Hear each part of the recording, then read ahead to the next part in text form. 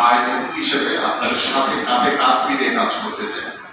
আপনারা জানেন যে গত 17 বছর স্বৈরাচার হাসিনার পতন গত 5ই আগস্ট হয়েছে।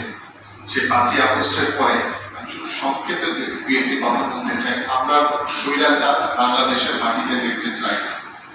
আমরা চাই যে বাংলাদেশে একটি সুস্থ ধারার রাজনৈতিক পরিবেশ তৈরি হোক, যে রাজনীতিতে কোনো প্রতিহিংসা থাকবে না, কোনো রক্ত দিতে হবে না, কোনো ভাইকে হত্যা করা হবে না।